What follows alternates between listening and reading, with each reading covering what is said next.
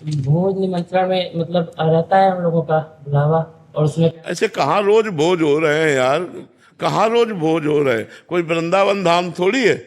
गांव गली में तो कभी कभी किसी का ब्याह हुआ तो करवा दिया, ले रोज भोज कहाँ हो रहा है गांव गली में? कभी ऐसा हो तो चले गए, राधा राधा खाया, क्या चला गया? प्याज लहसुन वाला रहता है तो इसी। नहीं, प्याज लहसुन वाला तो भक्त को नहीं पाना चाहिए, क्योंकि वो तमोगुणी होता है। तो वो बता दे भाई कि हम प्याज लहसुन नहीं पाते हैं, तो बात है।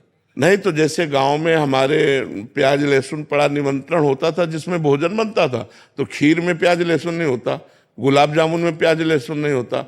तो हम बैठ गए पंगत में और बस भाई ये रख दो, अगर वो एक गुलाब जामुन एक कटोरी खीर दे देता पर्याप्त, तो भैया हम उसको पाके अपना और अपना निमंत्रण भी पा लिया। बहुत बुद्धि से काम लेना चाहिए। हाँ, पूरी खीर और क्या बढ़िया। पूरी में कोई प्याज लहसुन थोड़ी बड़ा होता है यार। बिल्कुल ऐसे ही चाहिए, ऐसे ही चाहिए। मान लो हम टेबल में बैठे हैं, अब होटल वाले का है दोनों चीज परोस, तो हम अपने टेबल में रोटी दाल खा रहे हैं, वो यहाँ मांस खा रहा है, हमें कोई परेशानी नहीं। भैया तुम्हारा तुम्हारा भोजन, हमारा हमारा भोजन, हमको अपने काम से मतलब, राधा राधा राधा। हम पृथ्वी थोड़ी बांट लेंगे, ऐसे मेज नहीं बांट लेंगे। हमारे सामने आ गए, हम अपना पा रहे, राधा राधा राधा। तुम जो पा रहे हो हम देख ही नहीं रहे, समझ ही नहीं रहे। संसार में जीना है तो ऐसे चलना पड़ेगा, अपने को छुपा के और अपने को संभाल करके चलना होता है। हम गलत नहीं करेंगे, आपको जो खाना पीना हो वहीं खाए पिए, हमें कोई परेशानी नहीं।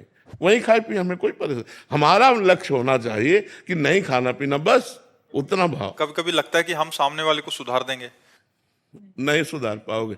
अगर वो सुधरना चाहता है तो सुधर सकता है, अगर सुधरना ना चाहे तो भगवान भी नहीं सुधार पाए, दुर्योधन को कहाँ सुधार पाए? समझा तो रहे थे, समझ पाए? बोले 5 ही गांव दे दे, बोले सुई की नोक बल नहीं देंगे, बोले अब मरोगे फिर।